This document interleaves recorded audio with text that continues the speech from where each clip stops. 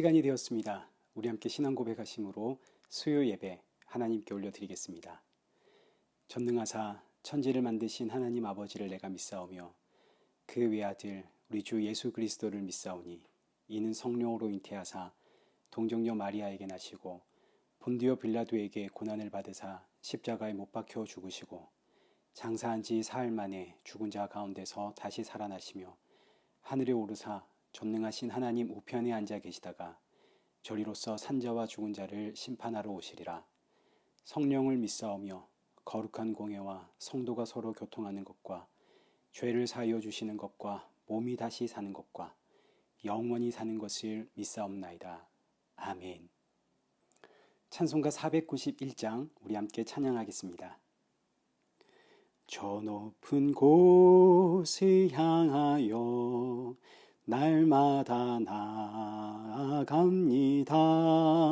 내 뜻과 정성 모아서 날마다 기도합니다.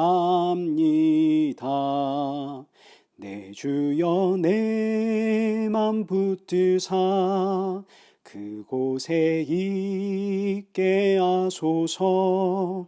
그곳은 빛과 사랑이 언제나 넘치옵니다.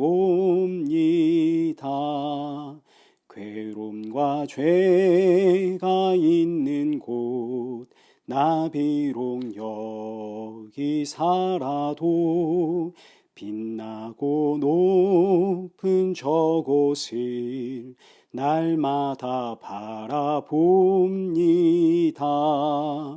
내 주여 내 맘 붙드사 그곳에 있게 하소서. 그곳은 빛과 사랑이 언제나 넘치옵니다. 의심의 안개 거치고 근심의 구름 없는 곳 기쁘고 참된 평화가 거기만 있사옵니다. 내 주여 내 맘 붙드사 그곳에 있게 하소서. 그곳은 빛과 사랑이 언제나 넘치옵니다. 험하고 높은 이 길을 싸우며 나아갑니다. 다시금 기도하오니 내 주여 인도하소서. 내 주여 내 맘 붙드사 그곳에 있게 하소서. 그곳은 빛과 사랑이 언제나 넘치옵니다. 내 주를 따라 올라가 저 높은 곳에 우뚝 서 영원한 복락 누리며 즐거운 노래 부르리. 내 주여 내 맘 붙드사 그곳에 있게 하소서. 그곳은 빛과 사랑이 언제나 넘치옵니다.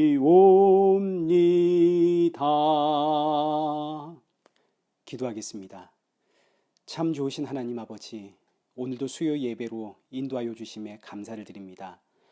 오늘의 이 예배를 통하여 주님 우리의 마음을 굳건하게 붙들어 주셔서 천국 소망을 품고 오늘 하루를 또 남은 한 주간을 살아갈 수 있는 우리 성도들 되어질 수 있도록 크신 은혜 허락하여 주옵소서. 세상에 여러 가지 어렵고 힘든 일들 너무너무 많지만 또 때로는 세상이 주는 기쁨도 있지만 하나님, 이 세상이 주는 기쁨 때문에 울고 웃는 인생이 아니라 오직 십자가의 예수 그리스도를 바라보며 힘을 얻는 우리 성도들 되어질 수 있도록 은혜 부어 주옵소서. 예수님의 이름으로 기도드리옵나이다. 아멘. 성경 봉독하시겠습니다. 우리 오늘 보실 말씀은 예레미야 16장 14절부터 21절까지입니다. 우리 한 절씩 교독하시겠습니다. 여호와의 말씀이니라. 그러나 보라, 날이 이르리니 다시는 이스라엘 자손을 애굽 땅에서 인도하여 내신 여호와께서 살아 계심을 두고 맹세하지 아니하고 이스라엘 자손을 북방 땅과 그 쫓겨났던 모든 나라에서 인도하여 내신 여호와께서 살아 계심을 두고 맹세하리라. 내가 그들을 그들의 조상들에게 준 그들의 땅으로 인도하여 드리리라. 여호와의 말씀이니라. 보라, 내가 많은 어부를 불러다가 그들을 낫게 하며 그 후에 많은 포수를 불러다가 그들을 모든 산과 모든 언덕과 바위 틈에서 사냥하게 하리니 이는 내 눈이 그들의 행위를 살펴보므로 그들이 내 얼굴 앞에서 숨기지 못하며 그들의 죄악이 내 목전에서 숨겨지지 못함이라. 내가 우선 그들의 악과 죄를 배나 갚을 것은 그들이 그 미운 물건의 시체로 내 땅을 더럽히며 그들의 가증한 것으로 내 기업에 가득하게 하였음이라. 여호와 나의 힘, 나의 요새, 환난 날의 피난처시여 민족들이 땅 끝에서 주께 이르러 말하기를 우리 조상들의 계승한 바는 허망하고 거짓되고 무익한 것뿐이라. 사람이 어찌 신 아닌 것을 자기의 신으로 삼겠나이까 하리니 여호와께서 이르시되 보라, 이번에 그들에게 내 손과 내 능력을 알려서 그들로 내 이름이 여호와인 줄 알게 하리라. 아멘. 오늘 본문은 예레미야 16장 14절에서 21절입니다. 나의 힘, 나의 요새, 환난 날의 피난처라는 제목으로 오늘 본문의 말씀을 우리 함께 살펴보도록 하겠습니다. 먼저 지난주에는 우리가 은혜에 대해서 살펴보았습니다. 이스라엘이 이스라엘로 살아갈 수 있는 이유는 하나님의 은혜 때문입니다. 하나님의 은혜가 멈추면 이스라엘은 존재할 수가 없죠. 출애굽한 이스라엘 민족을 생각해 보십시오.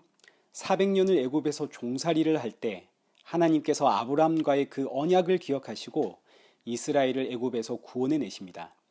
10가지의 재앙으로 이스라엘을 완전히 망하게 하시고 또 홍해를 가르시고 낮에는 구름 기둥, 밤에는 불 기둥으로 인도해 내시죠.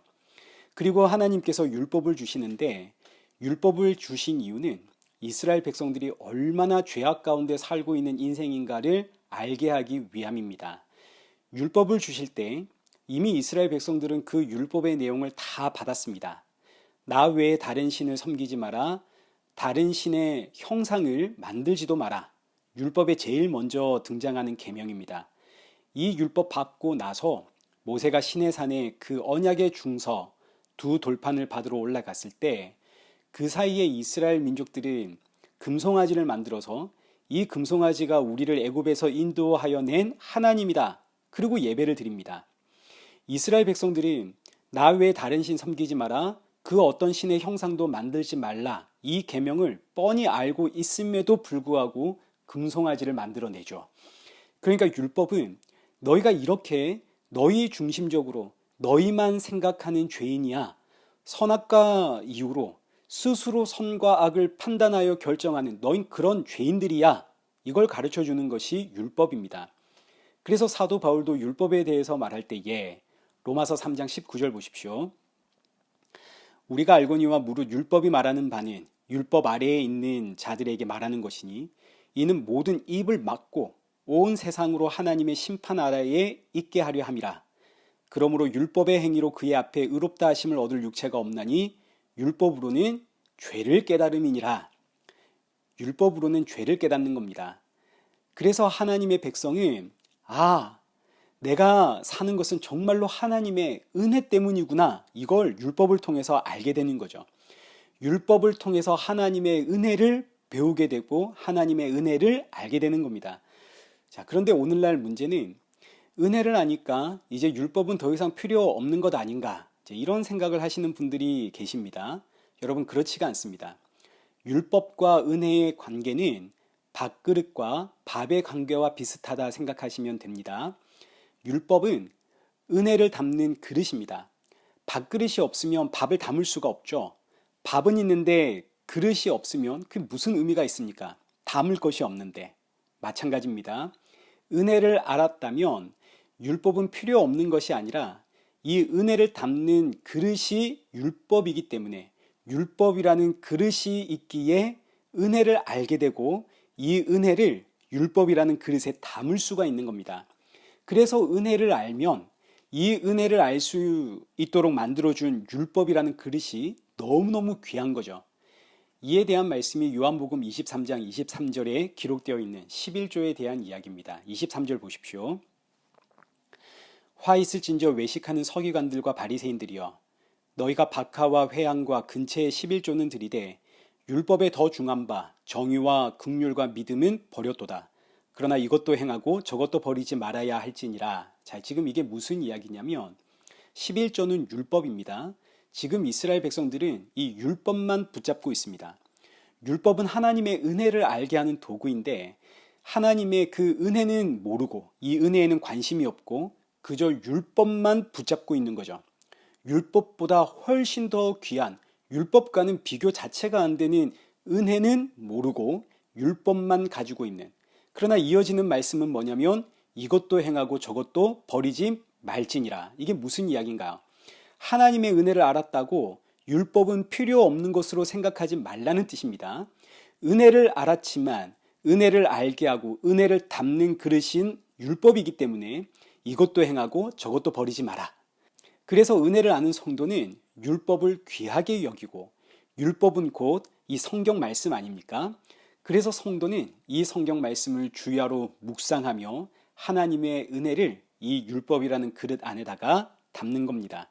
그러니 말로만 은혜를 이야기하고 하나님의 말씀대로 살려는 노력이 없다면 그건 거짓일 가능성이 아주 많겠죠.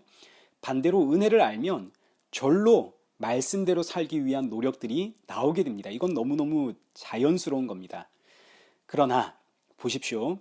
이런 나의 그 하나님의 말씀대로 살고자 하는 그런 노력들보다는 내 안에 가득한 죄의 본성이 훨씬 더 크기 때문에 말씀대로 살려고 노력하고 힘쓰면 힘쓸수록 내 안에서 터져 나오는 것은 죄의 본성이 얼마나 끔찍한가. 그렇기 때문에 이런 나를 구원하신 하나님의 은혜는 내 안에서 날로 더욱더 커져만 가더라. 율법 때문에 은혜가 더욱더 커지는 겁니다. 자, 그런데 지금 오늘 본문에 등장하는 이스라엘 백성들은 하나님의 은혜를 잊어버렸습니다. 우리가 은혜로 산다는 사실 잊어버린 거죠. 율법만 붙잡고 있습니다. 그래서 하나님 이스라엘 백성들에게 너희 안에 정말로 은혜가 사라지면 지금 너희가 사는 게 율법을 붙잡고 있어서 사는 게 아니라 내가 한량없는 은혜를 부어주고 있기 때문에 너희가 사는 것인데 너희가 정말 계속 율법만 붙잡고 있다면 그래서 내가 은혜를 거둬가면 너희 어떻게 되는지 아느냐 이걸 알려주시는데 우리 지난주에 보았던 것처럼 초상집과 잔치집에 가지 마라.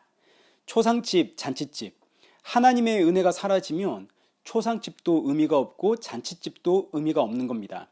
왜냐하면 그곳이 지옥이기 때문이죠. 초상집은 하나님 나라를 사모하게 하는 자리인데 하나님의 은혜가 없으면 초상집은 그야말로 소망이 없는 지옥입니다. 잔치집도 마찬가지죠. 천국의 기쁨을 알려주는 집입니다. 그런데 하나님의 은혜가 사라지면 잔치집에서 잔치를 벌릴 인생은 아무도 없는 겁니다. 그리고 나서 이제 하나님의 은혜가 사라지면 어떻게 되는가 이걸 보여주는 말씀이 이제 지난주 보았던 결론 13절입니다. 내가 너희를 이 땅에서 쫓아내어 너희와 너희 조상들이 알지 못하던 땅에 이르게 할 것이라. 너희가 거기서 주야로 다른 신들을 섬기리니 이는 내가 너희에게 은혜를 베풀지 아니함이라 하셨다라. 자, 하나님께서 이스라엘 백성들에게 은혜를 거둬가면 이스라엘 백성들은 그 땅에서 쫓겨나는 겁니다. 여기서 쫓겨나는 실제적인 장소는 가나안 땅이고 이스라엘 민족을 사로잡아가는 백성은 그 원수는 바벨론이지만 그러나 실제로 이 말씀은 이제 비유적인 표현으로 가나안 땅은 하나님의 나라를 상징하는 것이고 바벨론은 우리를 사로잡고 있는 마귀 사탄을 뜻하는 겁니다. 하나님께서 은혜를 거둬가시면 우리는 마귀 사탄에게 매여서 그들을 섬기며 한평생 살고 그렇게 끝난다 이거죠. 이게 바로 죽음입니다. 이게 죽음이고 사망이고 심판이고 저주죠. 마귀 사탄의 손에서 벗어나지를 못하는 하나님의 은혜가 있기에 거기서 우리가 나오는 겁니다. 자, 그래서 이제 시작하는 오늘 본문의 말씀이 14절입니다. 여호와의 말씀이니라. 그러나 보라, 날이 이르리니 다시는 이스라엘 자손을 애굽 땅에서 인도하여 내신 여호와께서 살아 계심을 두고 맹세하지 아니하고 이스라엘 자손을 북방 땅과 그 쫓겨났던 모든 나라에서 인도하여 내신 여호와께서 살아 계심을 두고 맹세하리라. 내가 그들의 조상들에게 준 그들의 땅으로 인도하여 드리리라. 자, 지금 이 말씀이 굉장히 어려운데 한마디로 이야기하면 하나님께서 원수들의 손에 사로잡혀 있는 이스라엘 백성들을 다시 불러내어 약속의 땅에 들여놓겠다. 이 이야기입니다. 그러니까 지금 하나님께서 이스라엘 백성들에게 은혜를 거두어 가시는 이유는 은혜 없으면 살 수가 없다는 사실을 가르쳐 주기 위함인 것이지 이게 진짜 심판은 아닌 겁니다. 진짜 심판이라면 하나님께서 그냥 내버려 두시죠. 하나님이 내버려 두심, 이게 진짜 심판인 것이지 하나님께서 뭔가 역사를 하시면서 빼앗아 가겠다, 뭘 하겠다 하시는 것은 여러분 심판이 아닙니다. 은혜를 알게 하시는 하나님의 방법입니다. 하나님께서 원수의 손에 사로잡힌 이스라엘 백성들 다시 불러내겠다. 그래서 이 백성들이 날이 이르러, 이 말씀 굉장히 중요합니다. 날이 이르러 때가 되면 내가 이 백성들로 하여금 은혜가 무엇인지를 깨닫게 하겠다는 뜻입니다. 아, 정말 우리가 은혜가 아니면 살 수가 없구나. 그때 하나님께서 이 백성들을 다시 불러내어 하나님의 땅으로 인도하여 드릴 것이다. 자, 그럼 이제 이 말씀을 오늘 저와 여러분에게 적용해 보십시오. 우리가 신앙생활 시작할 땐 전적인 은혜로 시작을 하게 됩니다. 하나님께서 나를 찾아오시죠. 내가 하나님 찾아간 게 아니라 하나님이 나를 찾아와 영으로 내 안에 거하시니까 이게 성령 임함이고 이게 성령 세례고 믿음이 생긴 이야기입니다. 그래서 우리는 신앙생활을 시작하게 되는 거죠. 근데 어느 날 하나님의 이 은혜를 은혜로 알지 못하는 순간들이 찾아옵니다. 여러 번 찾아오죠. 사실은 날마다 찾아옵니다. 우리가 늘 경험합니다.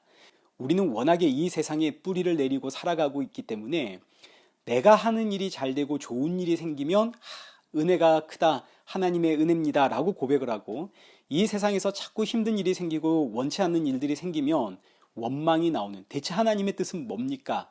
우린 그러는 인생입니다. 그러나 이런 우리의 모습이 벌써 은혜를 잊어버린 거죠. 은혜가 뭔가요? 이 세상에서 좋은 일이 생기고 내가 소원했던 그 기도의 제목들이 응답받고 이러면 은혜인가요? 여러분, 그렇지 않습니다. 은혜는 언제나 십자가에서 죽으신 예수 그리스도가 은혜입니다. 그러니 보십시오. 우리가 얼마나 종종 은혜를 잊으며 살아가고 있는가. 예수님이 보이지 않으니 세상의 것을 가지고 울고 웃습니다. 세상의 것을 가지고 은혜 받았다 그러고, 세상의 것 나에게 없으면 원망도 나오고 난 왜 이럴까? 대체 하나님의 뜻은 무엇인가? 그러나 이때 하나님께서 우리 안에 진짜 은혜이신 예수 그리스도를 거둬가게 되시면 우린 그때부터 지옥을 경험하게 됩니다. 그때부터는 세상에 아무리 좋은 일, 즐거운 일, 기쁜 일이 생겨도 가정에서 혹은 내 내면에서는 지옥입니다. 우리가 그거 경험하게 됩니다. 은혜이신 예수님이 정말로 내 안에서 사라지면 그 어떤 좋은 일이 있다 하더라도 지옥. 그러나 이건 심판이 아니라 은혜를 은혜로 알게 하시는 하나님의 사랑입니다. 은혜가 사라진 것 같은 그 순간 하나님은 우리에게 진짜 은혜가 무엇인지를 알려주시거든요. 이게 신앙의 신비입니다.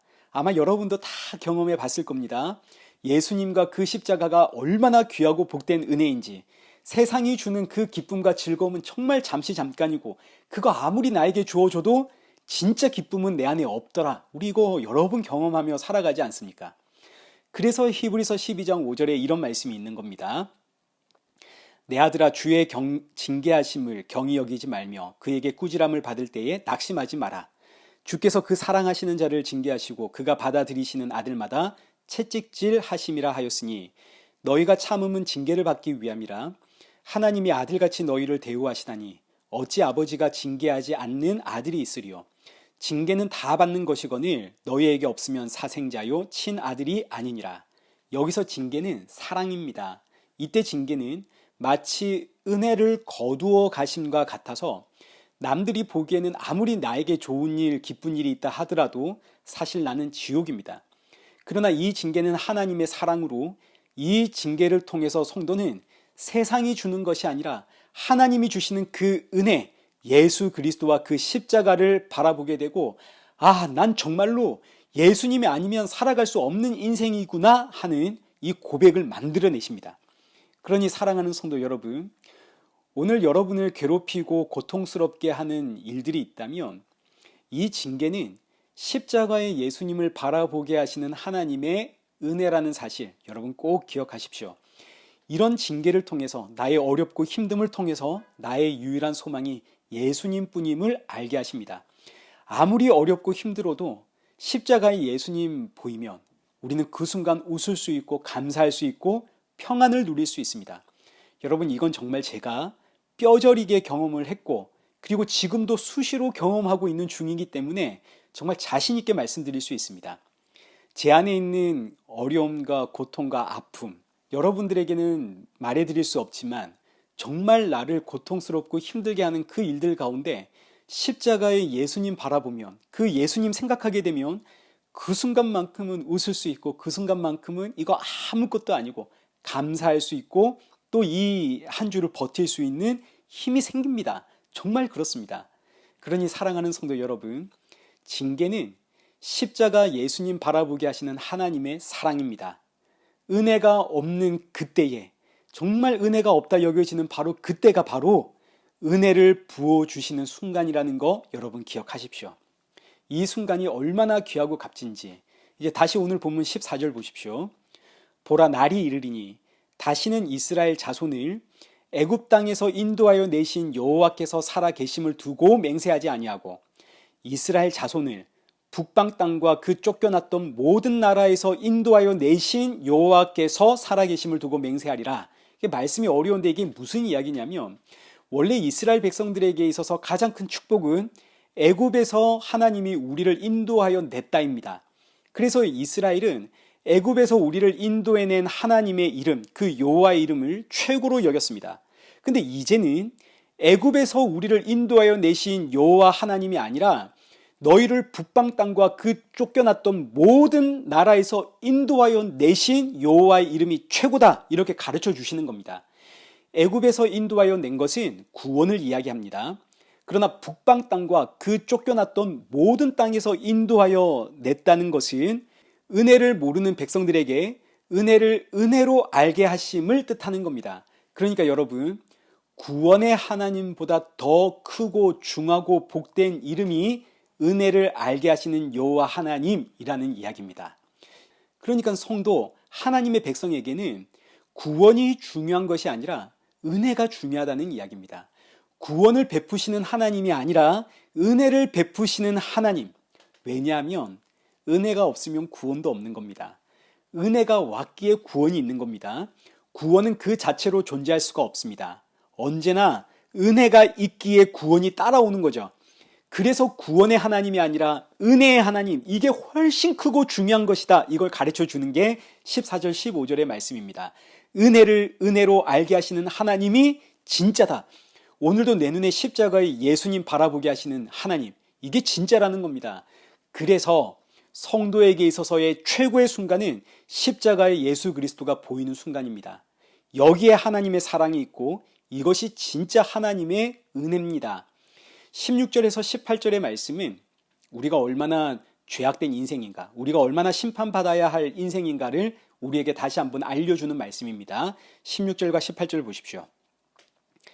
여호와의 말씀이니라. 보라, 내가 많은 어부를 불러다가 그들을 낫게 하며 그 후에 많은 포수를 불러다가 그들을 모든 산과 모든 언덕과 바위 틈에서 사냥하게 하리니 이는 내 눈이 그들의 행위를 살펴보므로 그들이 내 얼굴 앞에서 숨기지 못하며 그들의 죄악이 내 목전에서 숨겨지지 못함이라.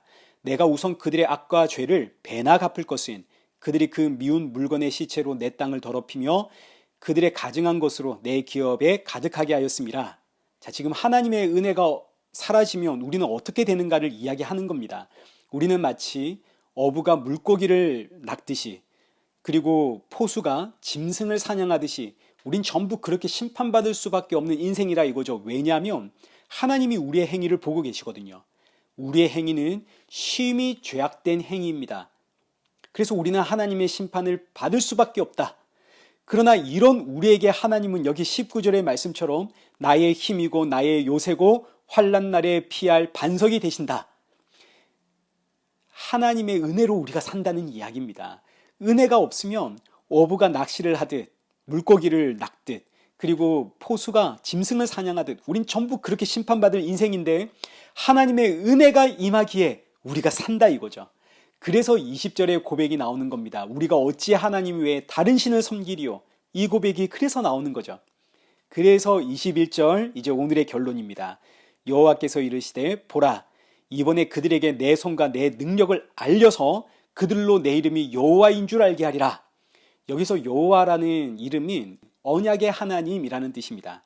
약속을 반드시 이루어내시는 하나님, 신실하신 하나님, 여호와. 이때 이 약속이란 창세전 언약을 뜻하는 것으로 창세전에 아버지와 아들이 맺은 구원의 언약입니다. 내 백성은 내가 반드시 구원한다. 내 백성에겐 내가 반드시 은혜를 부어주어서 내가 여호와라는 사실을 알게 하겠다. 그럼 그 은혜를 어떻게 부어주시는가? 내 손과 내 능력으로 보여주겠다. 여기서 하나님의 손과 하나님의 능력이 바로 하나님의 죽음을 뜻하는 십자가입니다. 하나님께서 친히 이 땅에 오셔서 십자가의 죽으심으로 자신의 그 언약을 이루어내어 내 백성에게 은혜를 부어줌으로 모든 이들에게 내가 여호와라는 사실을 알게 하겠다. 그래서 하나님 이 땅에 오셨는데 그 하나님의 이름이 예수님. 예수님 십자가에 죽으시고 부활하시고 성령으로 자기 백성들 안에 들어가심으로 성도로 하여금 정말로 예수님만이 나의 힘이요 나의 요새요 환난난의 피난처입니다. 이걸 고백하게 하시는 거죠. 사랑하는 성도 여러분, 우리에게는 정말 각자에게 말 못할 그런 아픔과 고통과 그런 사정들이 다 있습니다. 사람들의 눈에는 내가 지금 반듯해 보이고 기뻐 보이고 좋은 일들이 많이 일어나는 것처럼 보여도 이건 세상의 눈으로 봐서 그런 것이고 우리 스스로 안에는 정말 남들에겐 말 못할 사정들이 있죠. 힘들고 어려운 일들이 우리 안에 있습니다. 그러나 사랑하는 성도 여러분, 잊지 마십시오. 이때가 바로 은혜의 때입니다. 이걸 통해서 나의 구원자, 나의 힘, 나의 요새, 나의 피난처는 오직 예수님 뿐이구나. 이거 알게 하십니다. 예수님께로 가면 숨이 쉬어집니다. 예수님께로 가면 버틸 수 있는 힘이 생깁니다. 예수님께로 가면 천국 소망을 품습니다. 사랑하는 성도 여러분, 남은 이 한 주 정말로 나의 피난처가 되시는 그 예수님 안에서 웃을 수 있고 감사할 수 있는 이 귀한 은혜가 한 주간을 살아가는 여러분에게 큰 힘과 위로가 되기를 축원합니다. 우리 기도하겠습니다. 살아계신 하나님 아버지, 우리는 늘 세상 바라보고 환경 바라보고 그로 인해서 웃고 우는 이런 연약한 인생이지만 그러나 이런 나에게 끊임없이 은혜를 부어주심으로 십자가의 예수님 바라보게 하시고 천국 소망 품고 살아가게 하시니 감사합니다. 이 귀하고 복된 은혜가 하루하루를 살아가는 우리 모든 성도들의 힘이 되고 능력이 되고 위로가 되게 하여 주옵소서. 그리고 오늘도 주를 알지 못하고 방황하는 저 영혼들, 그들의 눈에도 십자가의 예수님 보일 수 있도록 우리를 그 도구로 사용하여 주옵소서. 사랑하는 우리 성도들의 가정에 주의 은혜만 충만케 되어지기를 소원합니다. 예수님의 이름으로 기도드리옵나이다. 아멘. 이제는 우리 주 예수 그리스도의 은혜와 성부 하나님의 크신 사랑과 성령 하나님의 위로교통 충만하심이 천국 소망을 품고 주님 오실 그날 사모하며 십자가의 증인으로 살아가는 우리 일회교회와 성도들과 온 세계 교회 머리머리 위에 이제로부터 영원토록 함께 있을지어다. 아멘.